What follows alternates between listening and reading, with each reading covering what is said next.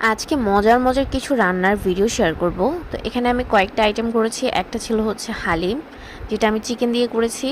তার সাথে ছিল হচ্ছে চিকেন তান্দুরি, আর তার সাথে ছিল হচ্ছে খুবই মজার লুচি। এত সব আইটেম কেন করেছি তার কোনো কারণই নেই। আমি আর আমার ভাই মিলে এইগুলা সবগুলা করেছি। ভাই কিন্তু আমাকে অনেক হেল্প করেছে। এই যে সালাদ কেটে দিচ্ছে, তারপর চিকেনের যে মশলাগুলা সে মাখিয়ে দিয়েছে। আমি তাকে বলে দিয়েছি, এখনো সে এত বেশি রান্না এক্সপার্ট হয়নি যে নিজে নিজে সব কিছু করে ফেলবে।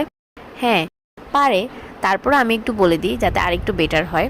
তো এখানে আমি হালিম রান্না করার জন্য চিকেনটা খুব সুন্দর করে কষিয়ে নিয়েছি। আমার কাছে চিকেন দিয়ে হালিমটা বেশি মজা লাগে, অনেকেই গরুর মাংস দিয়েও করে। আসলে এক একজনের টেস্ট হচ্ছে এক এক রকম। কারো কাছে গরুর মাংস দিয়ে ভালো লাগে, আর কারো কাছে মুরগির মাংস। বাট আমার কাছে সবসময় মুরগির মাংস দিয়েই হালিমটা ভালো লাগে। মুরগির যে হাড্ডির সাইডগুলো আছে আমি সবসময় ওগুলোই ইউজ করি হালিমে। হালিম রান্না করতে করতে কিন্তু আমার চিকেনের ম্যারিনেশনটা হয়ে গেছিলো। তো এই যে খুব সুন্দর করে বসিয়ে দিয়েছি। না, আমি বসাইনি, এগুলো কিন্তু আমার ভাই করছে। মাশাআল্লাহ, এরকম একটা ভাই থাকলে আর কি লাগে। ও কিন্তু অনেক হেল্প করে আমার আম্মুকেও। আম্মু যখনই অসুস্থ থাকে ও টুকটাক রান্না বান্না করে দেয়, মানে করে, ছেলে হিসেবে যথেষ্ট পরিমাণ করে। আমার ভাই বলে বলছি না, বাট বর্তমান যুগে ছেলেদের অবস্থা তো দেখতে পাচ্ছি। তো ওই হিসেবে আমার ভাই মাশাআল্লাহ অনেক আলাদা, অনেক ভালোভাবে চলাফেরা করে। আচ্ছা, যাই হোক, ভাইয়েরা তো প্রশংসা করে কোনো লাভ নেই। এখন হচ্ছে আমি সালাদের জন্য যে মেয়োনিজটা আছে সেটা বানিয়ে নিব। মেয়োনিজ আমি সবসময় ঘরে বানাই, আর আমার কাছে ঘরে তৈরি মেয়োনিজটা একদম বেস্ট লাগে। তো মেয়োনিজ বানানোর জন্য এখানে আমি নিয়ে নিয়েছি একটা ডিম, সাথে দিয়েছি গুঁড়ো দুধ, গোলমরিচ, তারপর হচ্ছে 2টা রসুন, সাথে দিয়েছি লেবুর রস, চিনি আর লবণ। সব কিছু দিয়ে খুব ভালোভাবে ব্লেন্ড করে নেব। হ্যাঁ, তেল দিতে হবে, তেলটা একবারে দেওয়া যাবে না।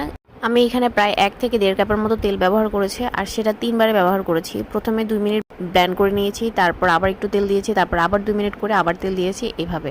আর এই মেয়োনিজটা কতটা পারফেক্ট হয়েছে সেটা ব্লেন্ড করার পরেই দেখতে পারবেন। লাস্ট টাইম তেল দেওয়ার সময় অবশ্যই চিনি আর লবণটা চেক করে নিতে হবে।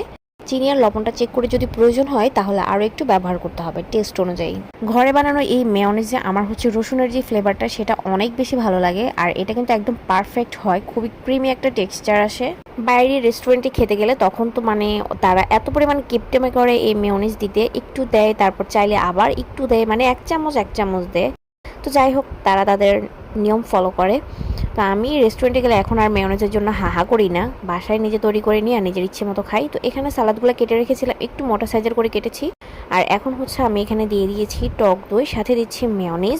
এই সালাদটা কিন্তু যে কোনো কিছুর সাথে খেতে খুবই ভালো লাগে, আর এটা বানানো একদমই সহজ। এখানে জাস্ট আমি শসা, গাজর, পেঁয়াজ, ধনিয়া পাতা, কাঁচামরিচ এগুলো দিয়েছি, সাথে হচ্ছে টক দই আর মেয়োনিজ দিয়ে মাখিয়ে নিয়েছি। বেশ পারফেক্ট একটা সালাদ হয়ে গেছে।